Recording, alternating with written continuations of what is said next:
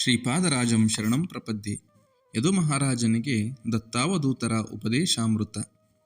ದತ್ತಾವಧೂತರ 24 ಗುರುಗಳಲ್ಲಿ 19ನೆಯದು ಬಾಲಕ. ಬಾಲಕನಿಗೆ ತಾನು ತನ್ನದೆಂಬ ಅಭಿಮಾನ ಇರುವುದಿಲ್ಲ. ಧನವಂತರು ಬಡವರು ಎಂಬ ಭೇದ ಭಾವನೆ ಇರುವುದಿಲ್ಲ. ಮಗು ಸದಾ ಸರ್ವಕಾಲವೂ ಆಟ ಆಡಿಕೊಂಡು ಇರುತ್ತದೆ.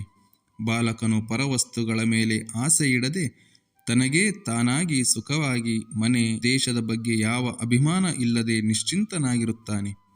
ಈ ರೀತಿ ಸಾಧುಗಳು ಕೂಡ ಲೋಕದಲ್ಲಿ ಸತ್ಯ ಬುದ್ಧಿಯಿಂದ ಮಾನ ಅಭಿಮಾನವನ್ನು ಸಮವಾಗಿ ನೋಡುತ್ತಾರೆ.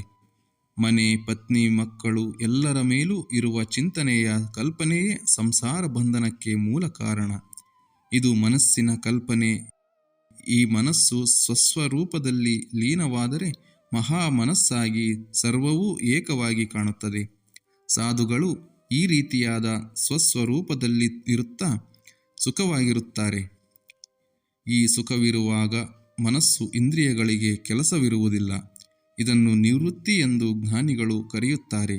ಉಪ್ಪು ಜಲದೊಂದಿಗೆ ಸೇರಿ ಸಮರಸವಾಗಿರುವಂತೆ ಚಿತ್ತವು ರೂಪದಲ್ಲಿ ಒಂದೇ ಭಾವವಾಗಿ ಸದ್ರೂಪವನ್ನು ಹೊಂದಬಹುದು.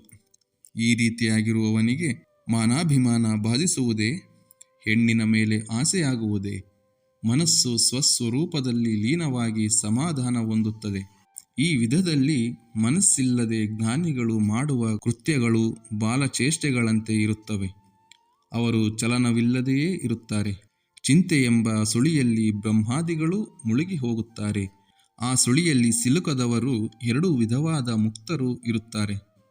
ಅದರಲ್ಲೊಬ್ಬನು ಬಾಲಕನು. ಇನ್ನೂ ದುಃಖವನ್ನು ಅನುಭವಿಸಬೇಕಾಗಿರುತ್ತದೆ. ಇನ್ನೊಬ್ಬನು ಜ್ಞಾನಿಯು.